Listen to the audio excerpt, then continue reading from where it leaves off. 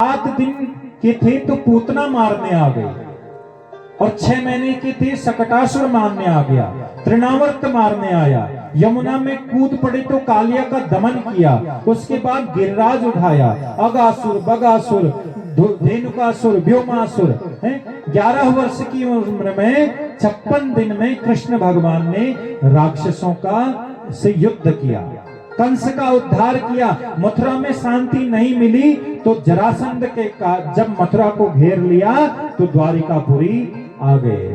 द्वारिका में शांति से बैठे थे, कुछ दिन शांति से रहे तो पांडव बोले हमारी रक्षा करो प्रभु। पांडवों को रक्षा से संकट से छुड़ाया, युद्ध कराकर पांडवों को विजयी प्रदान की। सोचा अब थोड़ा सा शांति से बैठ जाएं, चलो सुख से जीवन व्यतीत होगा, तो घर में ही झगड़ा हो गया। यदुवंशी एक दूसरे पर वार करने लगे, झगड़ने लगे, घर में भी शांति नहीं मिली।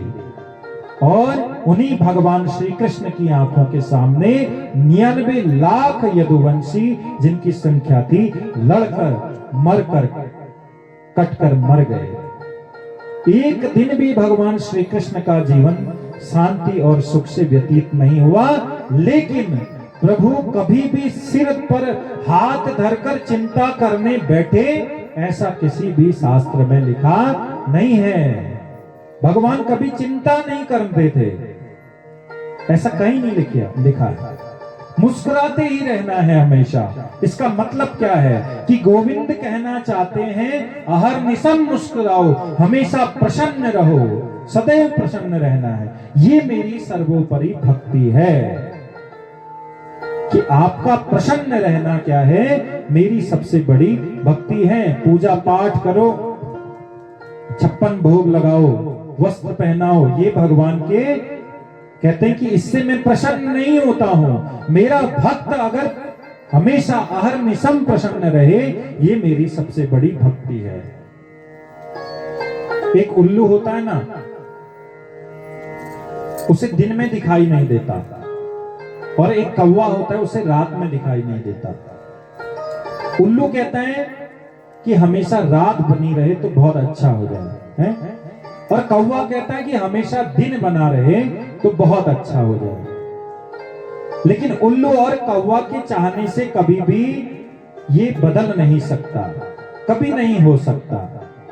रात्रि के बाद दिन आएगी और दिन के बाद रात्रि जरूर आएगी, ये संसार का क्रम है। उसी प्रकार दुख तो आते जाते रहेंगे, दुख भी आएंगे संसार में, सुख भी आएंगे। दोनों परिस्थितियों में जो एक रहता है, जैसी परिस्थितियां जीवन में आए उनका डटकर मुकाबला जो करता है, उनसे घबराना नहीं चाहिए। जो उन परिस्थितियों में घबरा जाता है वह मानव जीवन में कभी भी प्रगति नहीं कर सकता। भगवान के चरित्र से हमने यही सीखना है कि जो भी दुख हमारे जीवन में आता है, हम सुख में भी हमेशा वैसे ही रहे। सुख में न ज्यादा अभिमान करना चाहिए कि मेरे पास तो बहुत सुख है, मैं बहुत सुखी हूं। ध्यान रखिए, जिसके पास दुख आया है उसके पास सुख आएगा, और जिसके पास सुख आया है उसके बाद हमेशा दुख भी आएगा। हमने परिस्थितियों को एक समान रहते हुए उनका डटकर अपने जीवन में मुकाबला करना है, और वही व्यक्ति इस संसार से प्रगति करता है। इसलिए कपिल कहते हैं कि रोज